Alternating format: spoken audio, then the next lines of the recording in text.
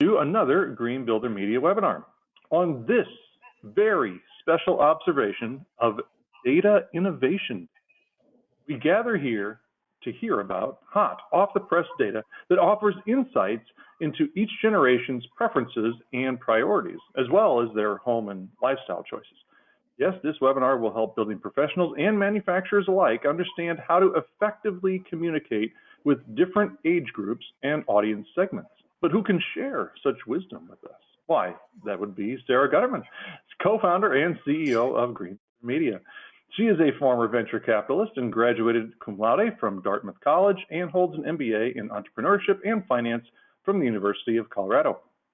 She has established a reputation as a visionary thought leader and passionate advocate for sustainability, and she works closely with a diverse group of stakeholders, as you will see, in the building industry to develop impactful, long-term green strategies that are simultaneously sustainable and profitable. Now, our sponsors are also very innovative with their data.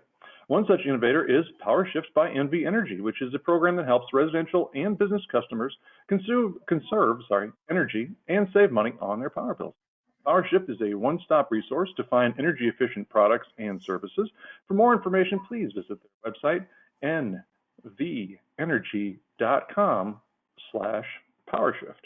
Now, our other innovative sponsor is the Whirlpool Corporation. They are committed to being the best global kitchen and laundry company in constant pursuit of improving life at home.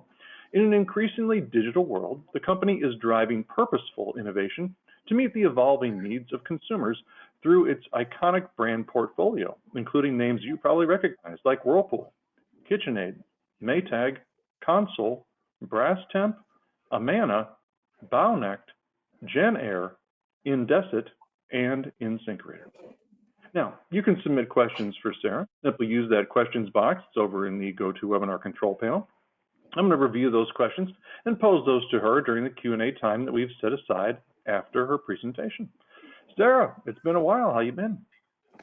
Mike, I am fantastic. How are you? I am doing well. I'm looking forward to this colorful presentation. I really am. Wonderful. Well, thank you so much, as always, for being such a fantastic webinar moderator and always our voice of God for all of our events. Also, I want to thank Mary Kessner, our wizard behind the curtain, our production manager extraordinaire. Mary, thank you. We would not be able to really do anything without you. Thank you also to those of you who have joined us today. I am really excited about our second annual generational marketing presentation. I want to apologize in advance. If any of you went to Design and Construction Week, not last week, but the week before in Vegas, you probably know that people came home with a variety of ailments. I've heard from high fever to COVID. I came back with a head cold. I'm just getting over it, but if I have to sniffle or cough, please forgive me in advance. Fortunately, I am almost 100%. So back to generational marketing. For those of you who know me, you know that this is one of my very favorite topics to talk about. So a special thank you to Whirlpool and to PowerShift by NV Energy for helping enable this second annual generational marketing presentation to happen.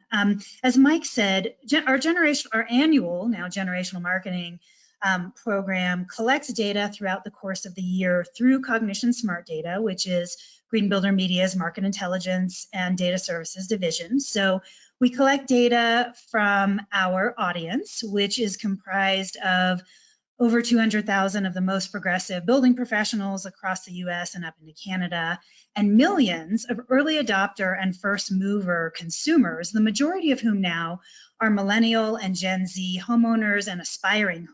So much of the data that I am going to present here is from our audience. So do keep in mind that this is the leading edge of the market. So with this data, you can certainly make more informed decisions today about what is happening today. But also, it's kind of like having a crystal ball, so to speak, because where our audience is today is where the mainstream is heading in the next 6, 12, 24 months. So there's a lot of predictive analysis capability embedded in the ideas and concepts that I'm going to be presenting to you today.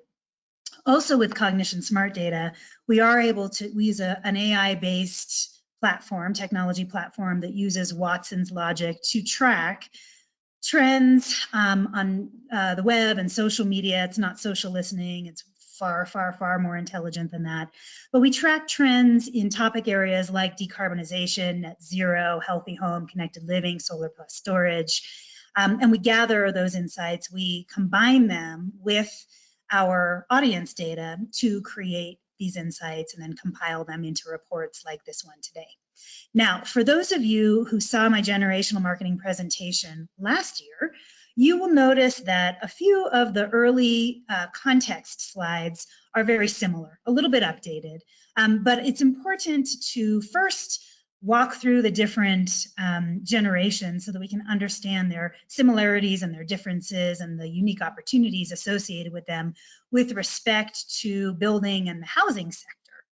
And when we do that, we understand that each generation's preferences and behavioral patterns is really shaped and formulated by the experiences that they had while growing up, maybe in their early adult years. And that includes things like wars, recessions, elections, cultural events, and different trends that impacted the way that they view the world in general and the world around them. Now, what we're seeing is a unique dynamic in the West, and particularly here in the US, and that is that baby boomers who have worked for longer than their predecessors are now starting to retire in droves. And as they leave the workforce, as they leave politics, younger generations are taking those leadership positions. And Gen Xers are poised to take those leadership positions. However, an uncontested ascension is not necessarily guaranteed, because what we're seeing is that a lot of entrepreneurial and enterprising Millennials and Gen Zs are leapfrogging Gen Xers in certain areas in business and politics and taking on those leadership positions. And the younger the generation, as you'll see in the data I'm going to present, the more of a sustainability ethic they have embraced. And so the way that they make decisions, it is impacted both in their political and professional world, and also in their personal world, and therefore in their homes and in their lifestyles. So I want to walk through the 4 generations that are really impacting the housing market. So that's boomers, Xers, millennials, and Zs. I'm not really going to get into traditionalists who are older than baby boomers or alphas that are younger than Zs, because they don't really have as much of an impact on the housing market today. So we'll focus on the 4 main generational influencers in the housing market. So let's start with baby boomers that were born in the 1946 to about 64 range. There's a little over 70 million of them in the US, and they own over half of all US household wealth. They're about 42% of billionaire wealth, and they comprise the majority of senior leadership positions at this time in large companies, in federal and national elected official positions. They grew up in a relatively stable environment, and they very much have a work to get ahead mentality. In fact, some younger generations call baby boomers workaholics. And as I mentioned, they've had longer careers, longer work lives than generations that are older than them. They haven't really retired at the age of 55 and gone to play golf and tennis like my grandparents did. And they're also what we call aging with gusto. So they're active, they have liquid wealth, they're educated, and they're really kind of redefining the concept of aging, because they're actually starting second or third or maybe even fourth careers or jobs. Some are even starting second or third families, and they're very engaged in living and learning. They're becoming increasingly more technologically savvy, and they want to be independent. When they are looking, for example, to downsize, say, into 55 plus communities, they're looking for activities like walking trails and being able to spend time in nature. They're certainly also looking for enhanced home health care. I'll talk about that in just a second. Now, about 85% of people over 60 own their own homes, and they have an average household net worth of about 1.2 million. So clearly, this is an affluent generation. they are, nearing the end or at the end of their careers. Now, we are starting to see that some aging boomers that are on a fixed income are struggling with daily expenses and housing costs. And so there are ways to address that. Again, I'll talk about that in a second. But this generation, more really than younger generations, tie their homes into their identity. That's just kind of how they were brought up. And about 70% are looking to age in place. And so a high percentage of them are either currently or they intend to remodel. And nearly 95% of them want energy efficient homes. So if you correlate that math, clearly there's opportunity in this generation with respect to energy efficiency enhancements. So some upfront investment to yield lower ongoing cost of home ownership and utility bills over time. And then of course, there is the kind of normal 55, 60, 65 plus types of amenities that they're looking in their homes, like wider doors and hallways, maybe bigger windows, certainly first floor bedrooms and bathrooms, and then very low maintenance exteriors and landscaping. Now, the biggest opportunity that we are seeing with respect to baby boomers is what we call assisted living technology. This could also be called home health care or technologies that enable boomers to age in their homes. We certainly saw during COVID, and this has remained since COVID, a high level of interest in not going into assisted living facilities. And actually now, if you look at the numbers, the costs of moving into an assisted living facility versus investing in assisted living technology in baby boomers' existing homes, the numbers actually work out for the investments in connected living, in this connected home health care technology, and other assisted living technologies, which might include sensors and monitors. So for example, I haven't yet, but at some point I may put a sensor or a monitor on my parents' refrigerator or on their toilet so that I can get a notification if they're not opening and closing their refrigerator or using their toilets, just to know that something is not functioning correctly. Now, let's move on to Gen Xers. This is a little bit of a smaller generation, about 65.8 million in the US, and Xers have a spending power of about 2.4 trillion at this point. It's a very educated generation, and Xers lead with respect to cultural power, which means that they have the highest number of leadership positions in media and the news and other elements that impact culture. They also have the majority of city council member positions and small business executive positions. Now, Xers also grew up in a relatively stable economy, and they too have that work to get ahead mentality. However, keep in mind, this is the generation of the X Games, and so fitness and wellness is certainly top of mind, remains top of mind to this generation. Now, two really important notes to make with respect to Gen Xers. One, they lost the majority of their generational equity in the 2008 recession. It was somewhere around the 80 to 85% of Xer generational wealth that was lost in that 2008 recession. So it's made them very conservative home buyers.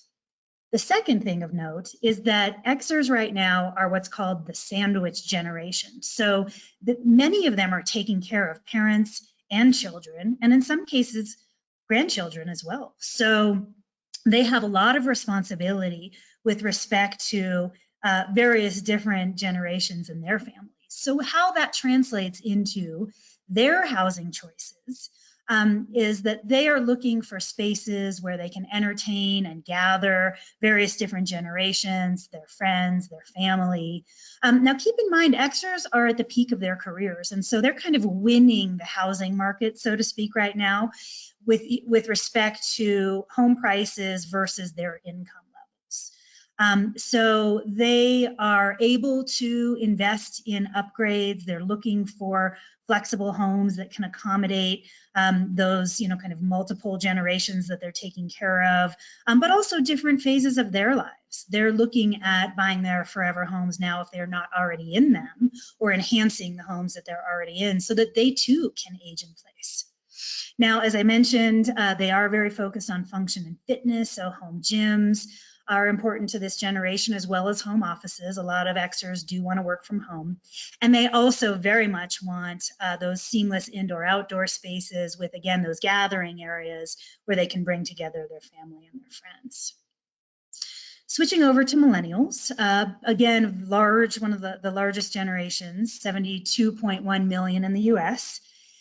And if we think about it, 75% of millennials will let me switch that around. Millennials will comprise 75% of the workforce by 2025. That's next year. I started quoting this stat a couple of years ago, and 2025 seemed like forever in the future, but that's less than a year away now. So clearly millennials, when we talk about millennials having the top influencer position in many different aspects, including the housing sector, that's just one data point that corroborates that claim. They have a spending power of about 2.5 trillion. It's actually bigger than Xers, even though they're not at the peak of their careers. There's just more millennials. But keep in mind, this generation grew up in a less stable economic environment. They graduated during the Great Recession. I think, many of us who have studied millennials know that they have sat on the sidelines for longer than older generations because of the chasm between wage growth and high home prices. But also keep in mind that this is a generation that very much values purpose, in many cases over a paycheck, and they value deep relationships and social purpose. And so a lot of decision making that this generation makes is based on things like what's going to enhance their happiness? How can they help reduce their carbon footprint? How can they optimize their health and wellness? You can see from the chart on top here, they drink less and they exercise more than older generations. They've also really brought plant-based diets to the forefront of our national dialogue.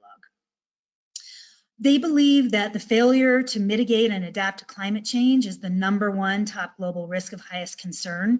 Now, keep in mind, this question actually was asked about 8 months ago. So I think if it were asked today, COVID would probably be smaller. I think economic instability would be much higher. But you can see how much higher their interest is in climate change and their concern for it, even over social instability, gun violence.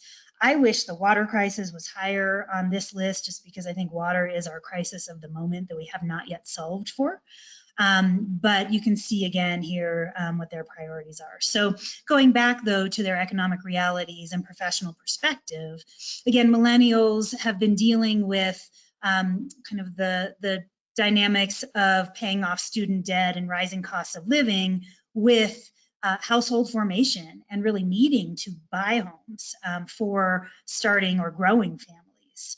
And so I think that that's really impacted the housing market. We'll talk a little bit more about that a little bit later. But one of the things that really stands out, and this is constant, this is not an outlier response to one survey, it's kind of a constant response, is that resiliency is 2, 3, 4x times more important to millennials than other generations.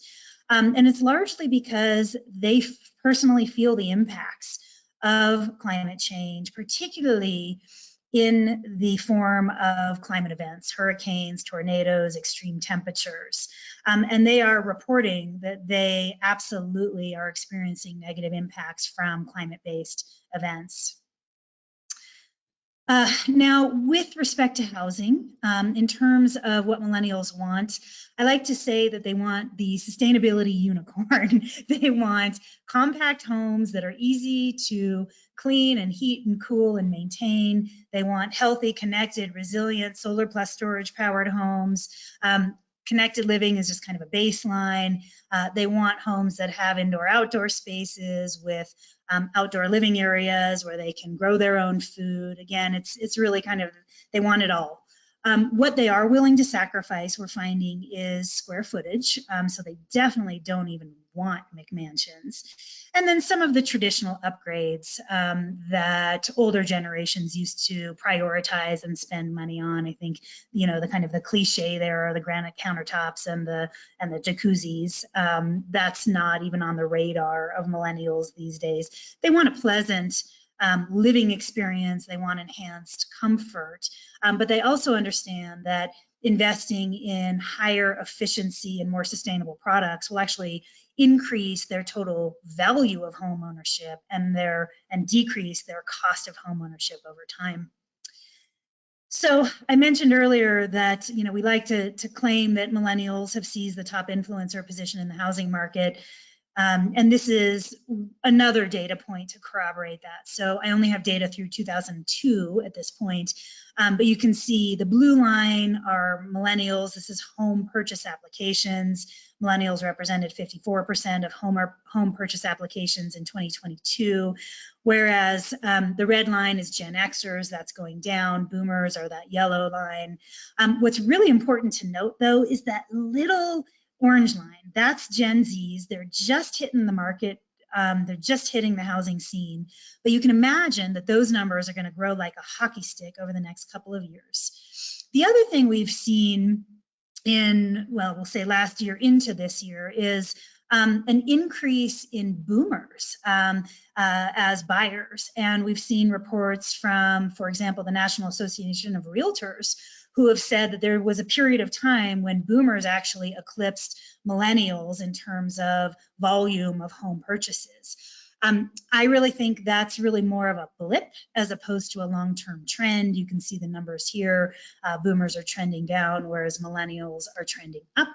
I think that's going to continue to happen. So while it's important to pay attention to boomers because it is the most affluent generation and they have been cash buyers over the course of the past 2 quarters, you know, I think that's probably more of an ebb and flow, whereas millennials are on a solid track to continue to increase household formation.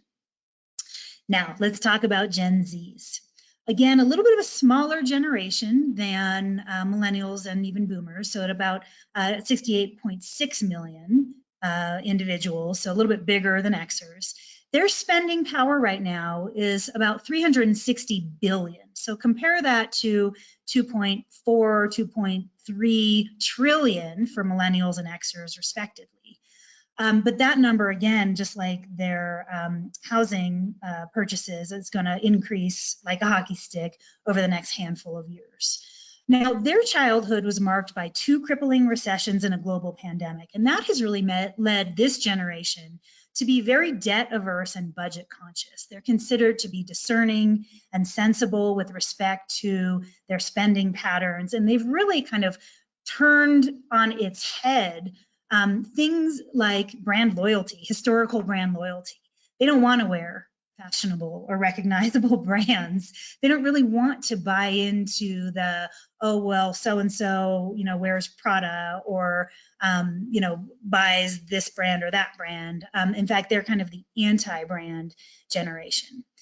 What we know is that the number of Gen Zs that are single, living with parents and students are going down, whereas the number of Gen Zs that are employed, that are parents themselves, and that are married are going up. And you can actually see those 2 lines towards the bottom of this chart.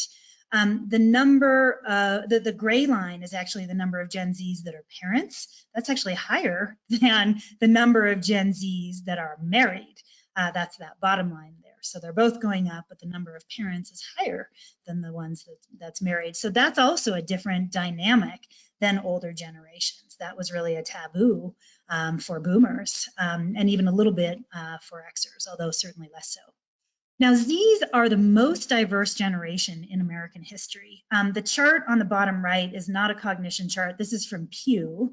And you can see here that, that the number of Caucasian Xers is about 52%, whereas Hispanic, Black, Asian, and other comprises about the other half. And so that just the numbers alone show that this is literally the most diverse generation in American history. And that's also translated into more of a kind of a liberal consciousness, where equality is really a guiding principle. So equality and social justice has shifted from a nice to have to a must have for millennials. But again, it's really even more fundamental for Zs. And so I think that that is going to continue to impact the way that Gen Zs make decisions in their personal, political, and professional lives moving forward. And while only 17% of Gen Zs will be eligible voters in 2024, 35% will be eligible by 2036. And about 38% of Gen Zs have already entered the workforce, either full or part-time. So again, we're starting to see the impact of Gen Zs in the workforce. Now, when we ask Gen Zs about their priorities, they too are very concerned about climate change, racism, gun violence, pollution. But something that's really important to note about Gen Zs is that they have a very high level of guilt and shame about their impact on the environment. And so they are, they've brought about a new and emerging form of medicine and science, which is called eco-psychology. This is a real thing. It's not my term. And it's really because Gen Zs are considered to be the loneliest generation. About 61% report feelings of sadness and anger and powerlessness and helplessness when it comes to mitigating impacts of climate change. A little over half, about 50% plus, feel ignored when they try to express their climate anxiety to older generations. And many of them are pissed off at older generations for largely ignoring climate science. And yet, this is a generation that is most prone to anxiety and mental health conditions, but is least comfortable talking about their mental health. So there's a little bit of a disconnect between the way that they feel and their willingness or their ability to actually talk about that. And so, that's important for those of us who are employing Gen Zs to understand that what they are looking for right now are cultures in their workplaces where they can interact and learn, and they can be mentored, but also where they can be a mentor. They want to share their voices. They want to feel challenged. They certainly want remote working capability. I think that Gen Zs have really erroneously been accused of being a little lazy or, kind of quiet quitting jobs that they don't like. And what we've found is that that's not true. Our Gen Z team, they are the hardest workers on the team, or at least as hard of those of us who are workaholics. And they will be very passionate and dedicated and committed to roles and positions and companies that they feel good about, and that can actually help them alleviate that guilt and shame about what they're feeling with respect to their impact on the environment. Now, when we ask the various different generations what their number one metric is to define success, Boomers, Xers, and Millennials largely say a happy family life. Boomers and Xers now, inner peace is on the rise. With respect to Gen Zs, understandably, career achievement is still one of the highest metrics of success because they're young and they have yet to achieve what they can and will, certainly, the successes in their careers. And when we ask what the most important job attribute is to the various different generations, Boomers, Xers, and Millennials say largely it's the ability to support their families and a pathway to financial success, whereas freedom and flexibility and the ability to support hobbies and other interests are the top two criteria for Gen Zs. Now, that might change as Gen Zs grow and form families and have kids and need to prioritize that support of their families. But right now, you can see kind of the difference in career success and attributes. Now, staying on the topic of Gen Zs, The American dream is very much alive within the Gen Z generation. About 80% have their sights set on home ownership. And this chart, again, not a cognition chart. Everything that I don't call out is a cognition chart. The ones that I do call out are not cognition charts. So this one's from Rocket Homes. And you can see nearly 45% of Gen Zs want to own a home within 5 years. Think about the impact that that will have on the housing market. Now, there are a few obstacles to Gen Zs buying homes. The first is a pretty big chasm between what Gen Zs expect homes to cost versus what they actually cost. So the expectation is about $223,000 versus the national median average price, which is over $417,000. Now that was from the fourth quarter of last year. That's come down a little bit first quarter of this year. But still, you can see that's a pretty large difference. And clearly with just the fact that Gen Zs are just entering the housing market, there's a large gap between their wages and wage growth versus home prices.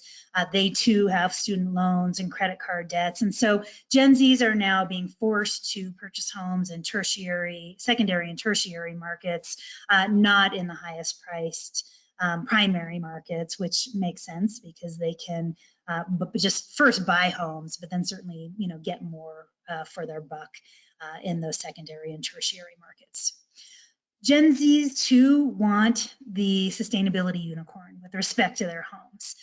But whereas millennials want to have net zero, all electric, smart, connected, resilient, healthy solar plus storage homes, Gen Zs really have just a fundamental baseline requirement for a lot of these sustainability upgrades.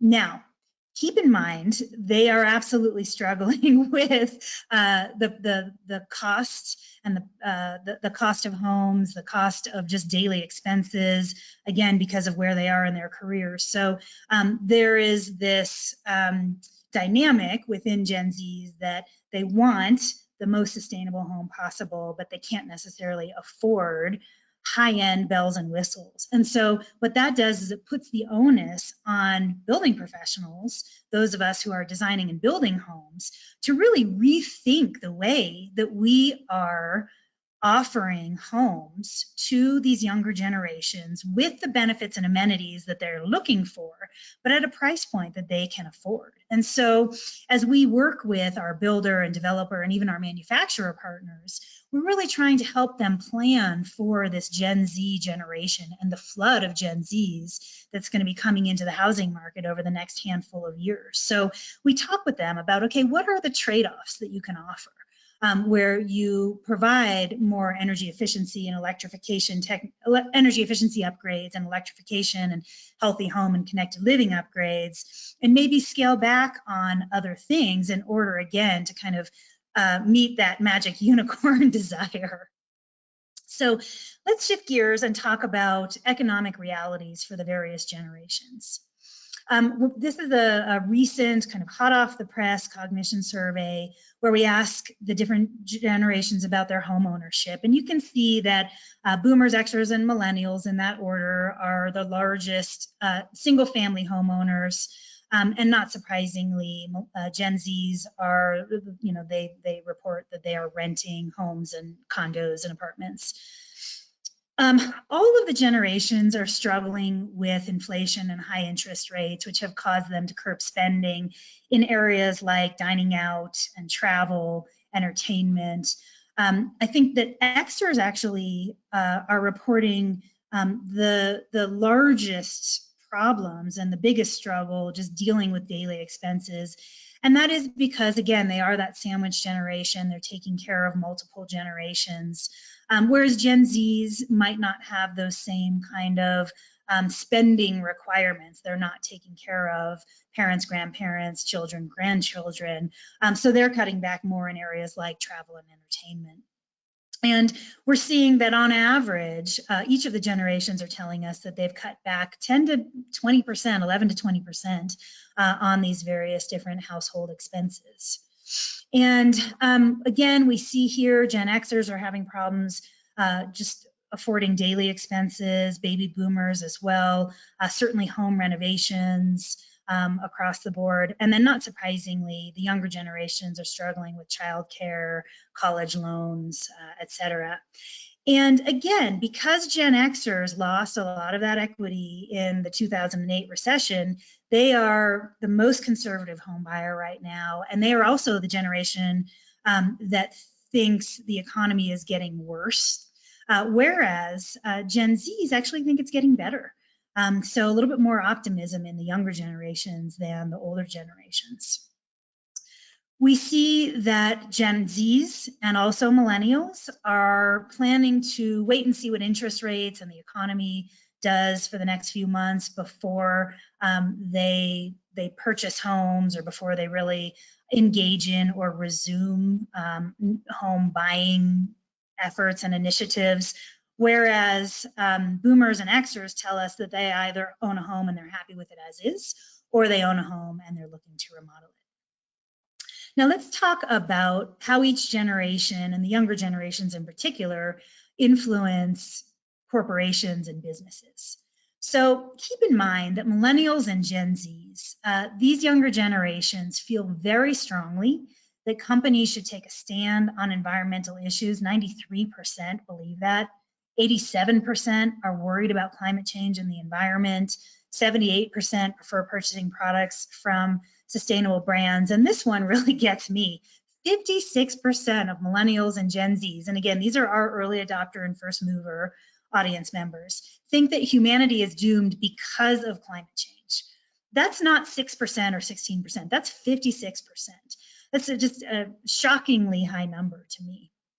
So probably not surprisingly, there's a very high level of awareness about decarbonization in the Millennial and Gen Z generations versus boomers and Xers. And the younger generations really have no questions whatsoever. They believe that decarbonization is helpful to businesses, whereas if you look at boomers, it's about 40 to 38% that believe helpful versus harmful.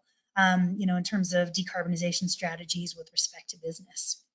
But again, younger generations believe that decarbonization results in enhanced innovation, yields greater financial returns, and generates positive brand equity. And the younger the generation, the more that environmental, social, and governance, or ESG, factors into their decisions when making decisions about purchasing products for their home. So if you look at the green and the blue, that's extremely important and very important. And you can see the younger the generation, the larger those bars are, collectively. And so what that is doing is it's starting to pull through the need for things like environmental product declarations for products that are being purchased in homes, partly because of the consumer demand, but also partly because of builder demand, and we'll talk about that in a minute.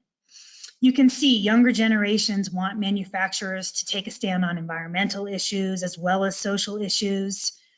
Younger generations, really generations across the board, want manufacturers now to use locally sourced materials, electrify their transportation, produce products using renewable energy, make products with sustainably harvested materials.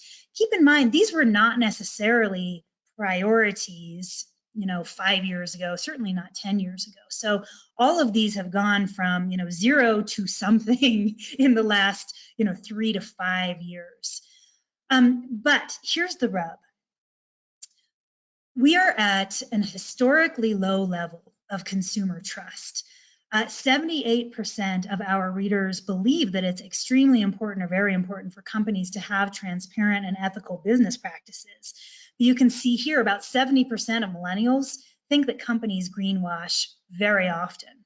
So it's really a pivotal time for companies, whether that's builders and developers, architects, or certainly manufacturers, to understand, one, that it's more important than ever that they have a strong sustainability story, but two, that sustainability story has to have data, it has to be authentic, and it has to really resonate in the minds of consumers. And I will tell you right now that Every single charrette, focus group, survey that we do, our audience of all generations, particularly the younger generations, tell us that they would rather hear a story from a company that they are making progress and they're not quite there with respect to their stated goals and commitments, or that they've stumbled, but they've learned a good lesson and they're trying again, rather than a message that overshoots and greenwashes. So my advice to anyone listening is tell the story, but make sure it's real. And it's okay to be, quote, human. And I'm putting that in a quote because I'm talking about businesses. And that's a whole other conversation. Are businesses, do they have, personal and individual rights? I'm not going there, but simply what I'm saying is that be real in the messaging. Because right now, in the time of just the chaos and the bedlam of this moment, divisive politics, fake news, gun violence, runaway climate change, right now, younger generations, they need some hope. They really need to feel like the future is going to be better. And 81% of millennials and Gen Zs believe that companies are a pivotal part of the climate change solution and just the solution to getting to a more unified dynamic in the world. 85% want to be engaged with companies to develop better solutions. They want to be involved. So engage these younger generations, hear what they have to say, listen to their ideas and opinions, because they have good ones. And 82% say that the more socially and environmentally responsible a company is, the more motivated and loyal they will be as an employee and as a customer. So you can see here that sustainability is a strong purchase driver, but more than that, it's a strong loyalty driver. And really right now, trust it's everything. Trust drives behavior, and ultimately the success or the failure of a business. And if you were to ask Harvard Business Review, I took this from Harvard Business Review, their kind of 4 components to build trust as a company involve perceived humanity, transparency, capability to deliver on your stated goals, and then reliability. Are you putting out consistent products and messaging? And I think that right now, because younger generations will comprise the majority of purchasing power in the US and really globally, within the next 2 to 3 to even 5 years, we'll say, that it will never be more important and never be more timely than right now today to craft a solid sustainability strategy backed up by action and then backed up by authentic messaging. The level of awareness about sustainability has never been so high, but it will never be as low as it is today as well. We're only moving forward with respect to trust, with respect to perception, and then with respect to the loyalty that is created, especially by younger generations, when companies have solid sustainability strategies in place. Now, the other thing that's really important to note here is that while consumer demand and investor demand is really pushing through a lot of progress with respect to corporate sustainability, environmental, social, and governance strategies, environmental product declarations, the other thing that is now here is climate risk disclosure requirements. So the state of California a couple of months ago passed climate risk disclosure laws that by next year, companies over a certain threshold of revenue are going to have to report scope 1, 2, and 3 emissions. So that's similar to what the EU has in place with respect to climate risk disclosure requirements. So that involves climate emissions directly from the company's activities, climate emissions from energy that is sourced by the company, but then also the emissions from all of their supply chain partners and vendors. So if you want to do business in the state of California or with companies that do business in the state of California, you are going to have to create ESG strategies and reporting so that you can pass those along to the companies that are going to be required to report this. So this changes the game entirely. We also saw last week that the SEC approved their climate risk disclosure requirements just for scope 1 and 2. They did not approve scope 3, which honestly, I understand that would have been a very heavy lift. I hope that at some point they will approve that. I think I can understand where they wanted to just walk before they run. But again, here, even though scope 3, which is that vendor and supply chain requirement, was not approved, you can rest assured that climate risk disclosure, and as a part of that, ESG, carbon offsets, and a scope of other corporate sustainability elements are going to continue to be required as we move forward. We're not rolling back from there. And so if you haven't already, I would say leave this webinar, go directly into your CEO, your board, your VPs, your colleagues' offices, bang on the door and say, we must talk about this now. Change is happening now. Systemic long-term change, irreversible change, exciting change. There are plush, cushy seats in the bar car on the train. Let's go get them. Let's not wait until the train has left the station and run behind it and try to catch up. Let's ask ourselves the hard questions now. What do our consumers want? What does the world need? How can my brand actually create true value? How can my company shift from a model of extracting value by exploiting people and nature to creating value by enriching the lives of shareholders and the environment? How can we embrace diverse perspectives and widen our representation and create deeper connections with those that we serve, whether it's our employees, our investors, our customers, our communities that we function in, all of these entities, with sustainability as the true north. Because right now, if you're not doing that, sorry to break it to you, but somebody has to, and if not me, who?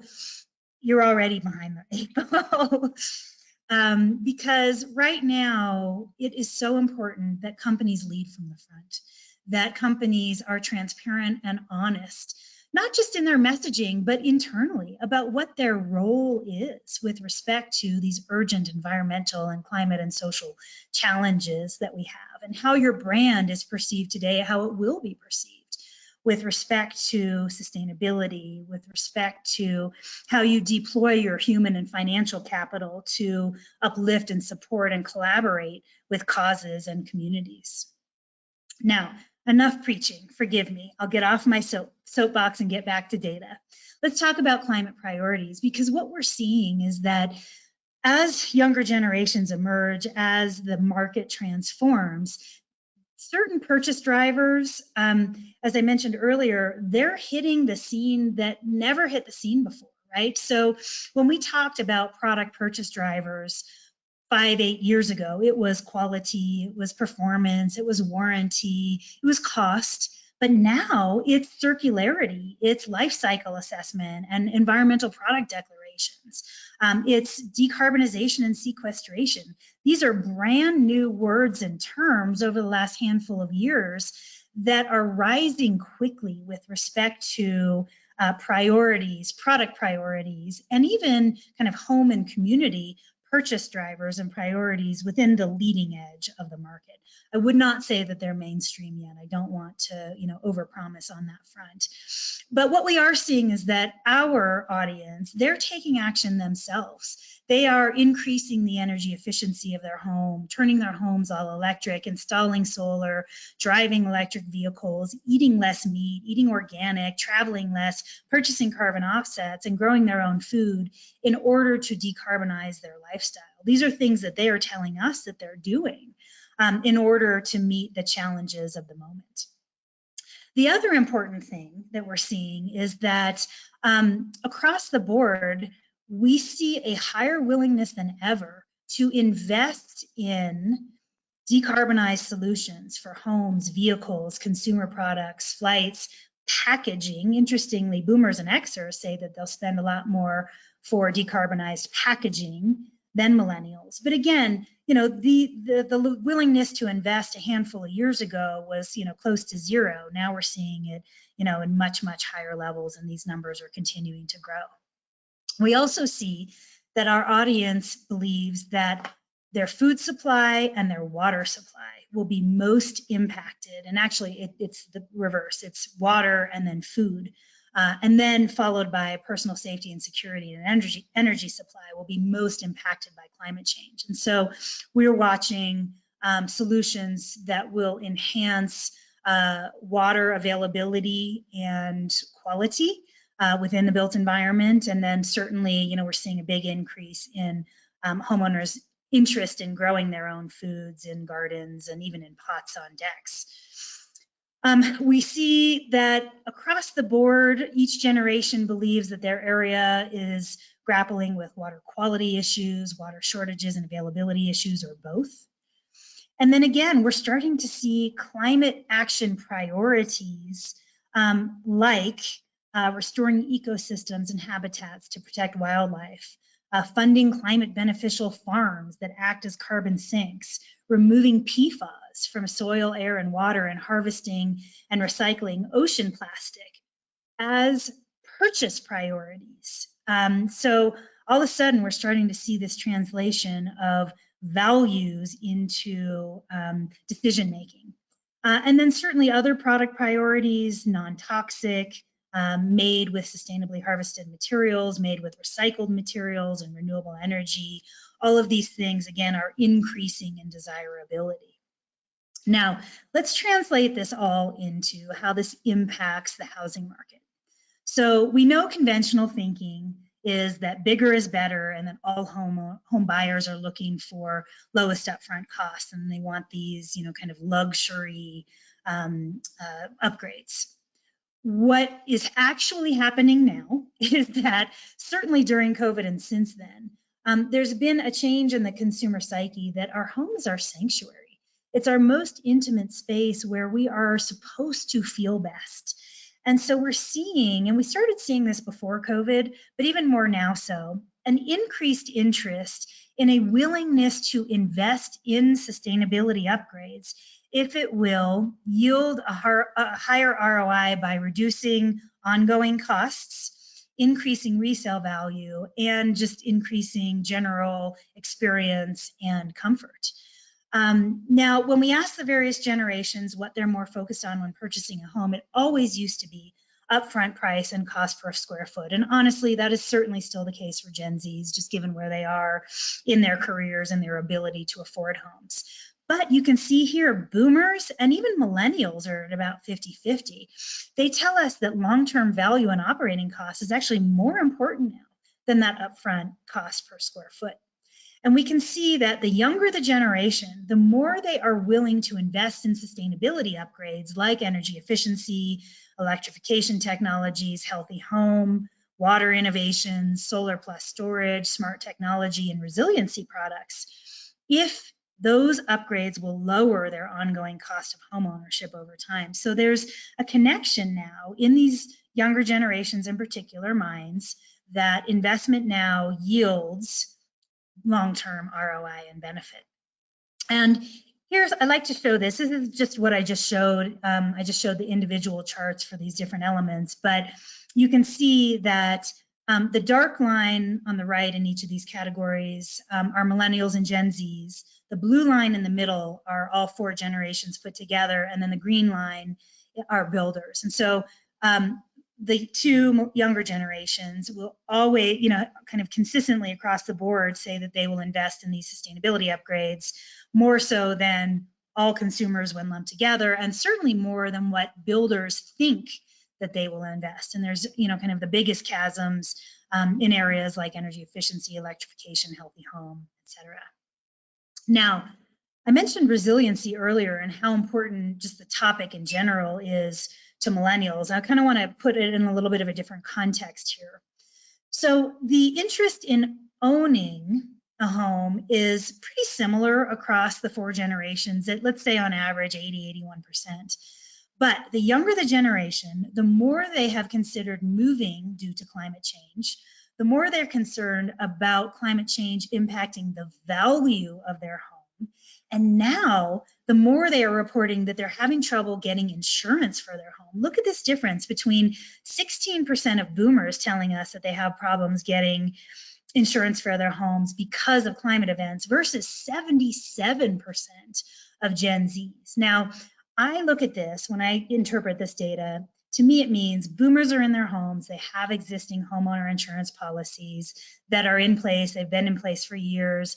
Insurance companies maybe think that those boomers are a safe bet, whereas Gen Zs are new customers, and insurance companies have a very different equation right now that they're using when they are assessing risk, especially when it comes to new policies. So you can see the insurance, we already know that the insurance industry has changed dramatically as climate events have ramped up. We've seen national insurance companies pulling out of states like Florida and California because of superstorms, hurricanes, flooding, mostly on, in the eastern half of the country, whereas it's wildfires in the western half of the country.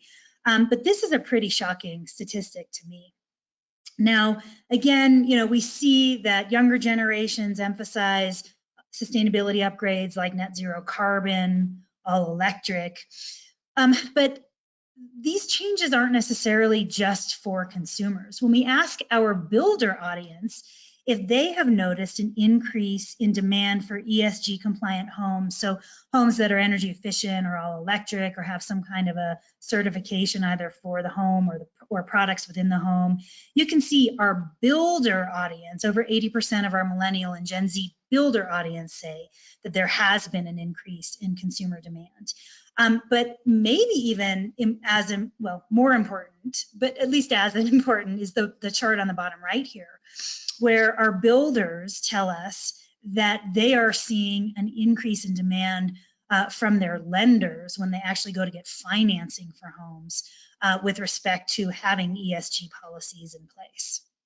And across the board, when we ask the various different generations about what kind of ESG investments in the building sector they think will experience the greatest growth, generally speaking, it's water conservation technologies and then HVAC, energy efficient HVAC system technologies like heat pumps. People feel good about energy efficiency upgrades. They're interested in home energy audits. Again, the younger the generation, the higher the level of interest.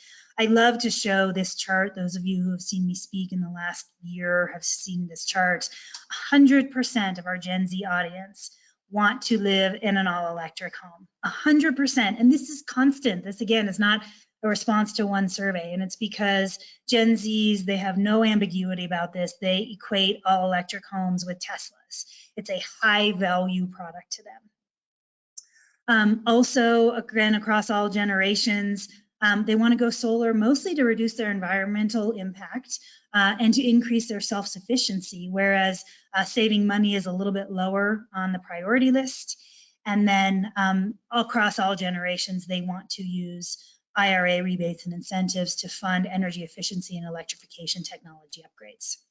Now, I think I have about 2 minutes left, and then we'll spend a few minutes just answering any questions.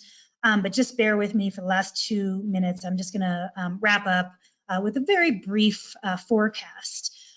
Fortunately, we anticipate that sales will continue to grow in 2024. They're projected to grow by about 500,000 over 2023, which was already an up year. We do anticipate that housing prices will slightly drop, no big free falls. We don't have to, brace for impact. And that mortgage rates are going to end up in the 6 to 6.5% range by the end of the year.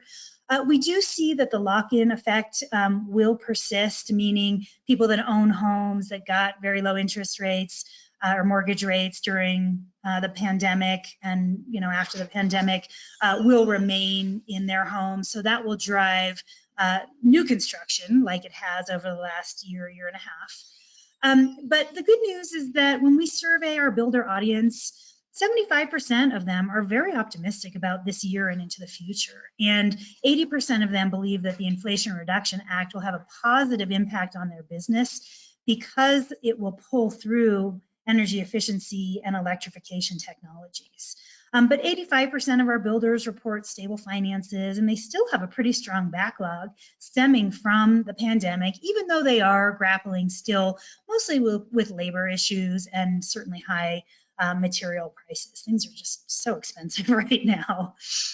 But we certainly see that when we survey our consumers, they are more inclined right now, given current economic conditions, to make their homes more energy efficient and remodel their existing homes than to move. They also have interest in purchasing electric vehicles, which means pull through for EV chargers and even battery storage and solar, and then making their homes all electric. And when we identify the opportunities based on the data that we have, certainly it's in those energy efficiency and electrification technology upgrades. Working from home spaces, remote working is not going away. Certainly those aging in place upgrades, and then resiliency, disaster mitigation, preparation, preparedness, and of course repair and enhancements. So lots of opportunities to design, build, and offer new homes because of the lock-in effect, but also to address the existing housing market and the existing built environment by particularly tapping into that IRA funding, the rebates and incentives, which has been kind of elusive. We're hoping that it becomes clearer moving forward about how to access those incentives and rebates, but we anticipate that that will be the case on a state-by-state basis. But certainly when we ask our builders, they're seeing increased demand for things like more energy efficient insulation, windows and doors, lighting, HVAC systems, heat pumps, solar plus storage. And finally, I think the thing that really makes us most optimistic about the housing market, not just this year, but for years to come, is that we're about 3.2 million units short in this missing middle segment. So let's say for all practical purposes, that's about 70% AMI to, let's say, about 170% AMI, or average median income. In this chart, we're saying 90 to say 150%. But this is the segment where Millennials and Gen Zs are really looking for homes. They don't necessarily need affordable housing, and they don't want $1 million plus homes, McMansions, that are big and hard to heat and cool and clean and maintain. They're looking for more modest homes in this missing middle.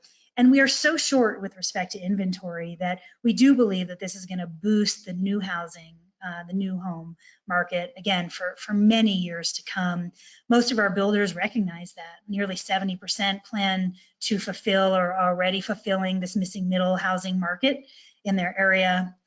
But I think just final thoughts, as we see this generational shift, both with respect to those positions of power in business, in politics, in culture, as well as the wealth shift. There's tens of trillions of dollars that is shifting from boomers, traditionalists and boomers, to Xers, Millennials, and Gen Zs. We are absolutely going to continue to see a change in the way that consumers make decisions because of the awareness of, interest in, and commitment to climate solutions that these younger generations have. So if you have any doubt about, say, the ebbs and flows or some of the political discourse that's happening with respect to ESG, that's kind of just going to ebb and flow. But generally speaking, the growth line is up and to the right if you look at a chart. So fortunately, it's an exciting time in the building industry, and all of the data that I presented translates into opportunity in the housing sector, because it means that we have to rethink the way that we are designing and delivering homes for today's homeowners, namely those younger generations. We have to stop thinking and using erroneous and outdated and antiquated metrics like price per square foot and lowest upfront cost, and start thinking about houses as a panacea for our mental health crisis, for improving physical health and wellness, for creating generational wealth, for creating a built environment that is appropriate for the climate, the changing climate that we are absolutely in right now. And so what that means is that there is ample room for innovation, regardless if you are a builder or a developer or a contractor or an architect, designer or a manufacturer or a lender or a homeowner. Let's think differently. Let's think better. That is the way forward, my friends. Now, as usual, I have taken up too much of your time. You have been generous listeners. Mike, why don't we just take about 5 minutes for questions? And then you all can see my email there. Feel free to shoot me an email if we don't get to your question. And I am happy to respond after the webinar. So Mike, take it away. All right, thank you. We do have a question in from Jeremy. He wanted to know if you can talk a little bit about what goes into generational equity. Is it just buying power, or is there more to it than that?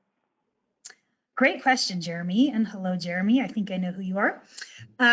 So it is, if we're looking at housing equity, that's literally the amount of equity that homeowners have in their homes. Pretty straightforward. But if we look at generational equity, there are layers to it. It is kind of the full spectrum of investments, including homes, but it could also include stocks and bonds and other types of investments, as well as just household wealth in general. So it is the comprehensive metric if we're looking at full generational and spending power.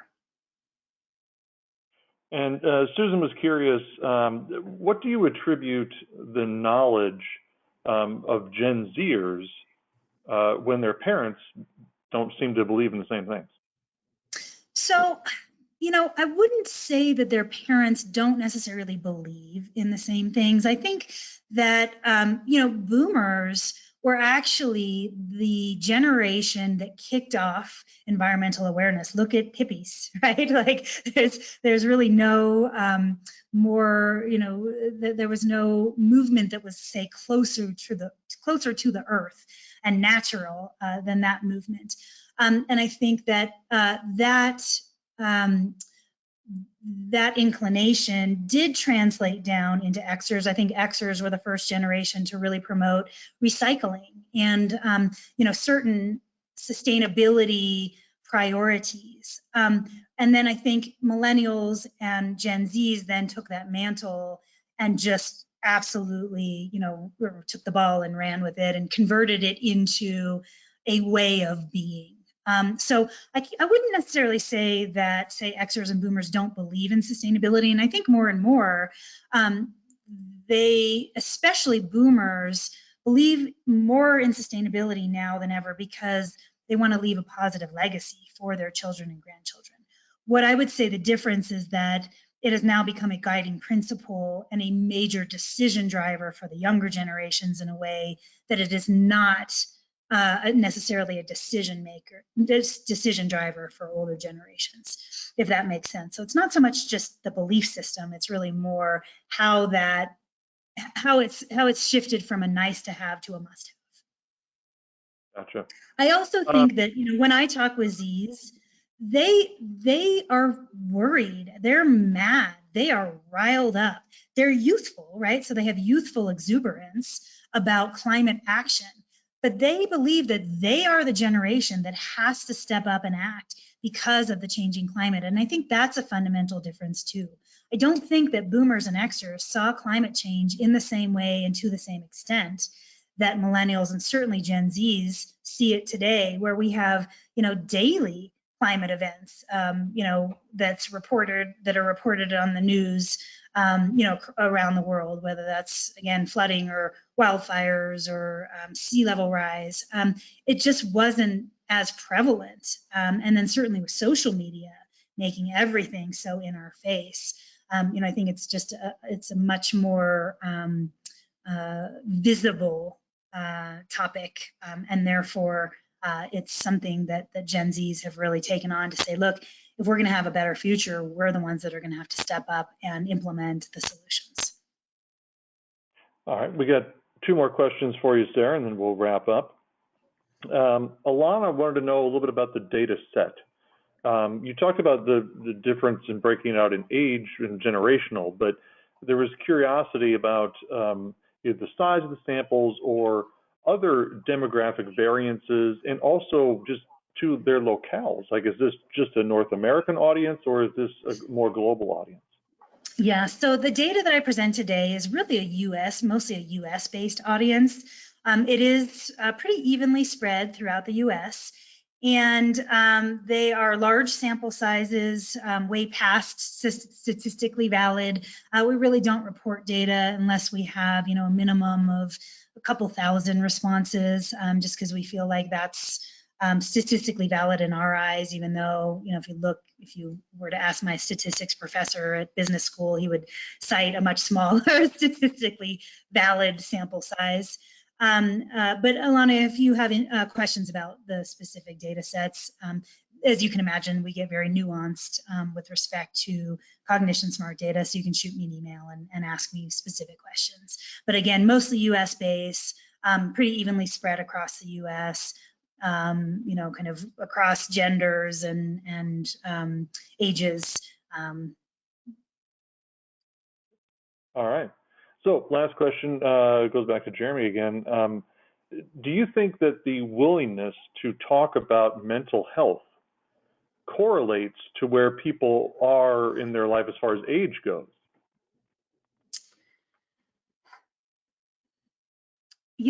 That's a great question.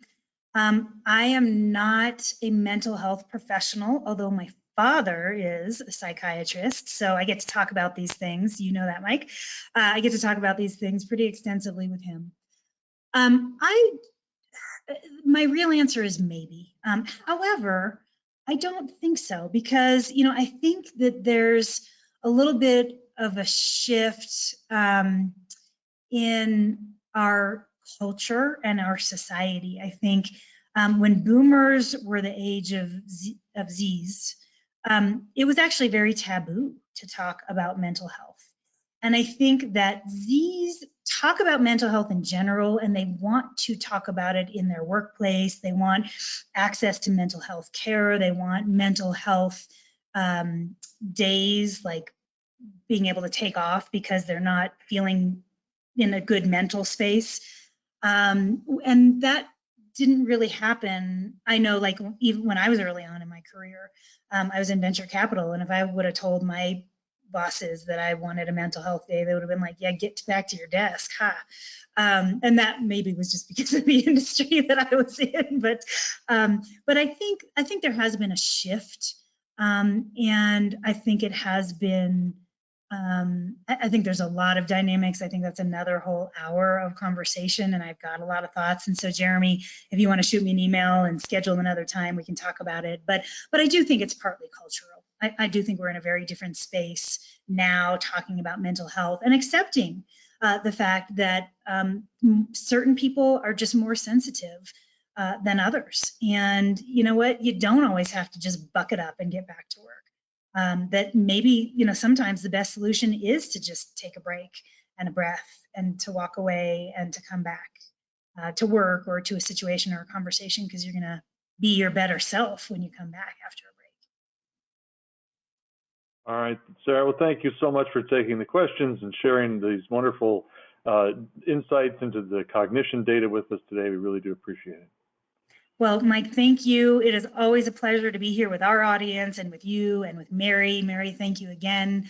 Thanks to everyone for taking your time today. And please don't hesitate to shoot me a note if you have any follow-up questions.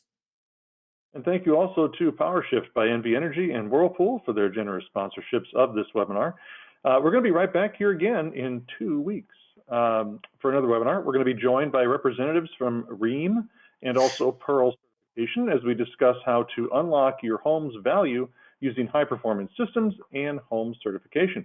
So please join us on March 27th at 12 p.m. Eastern Time. Now note, that is an earlier start time, 12 p.m. Eastern Time. Until next time, stay safe, stay healthy, and take care, everyone. So long.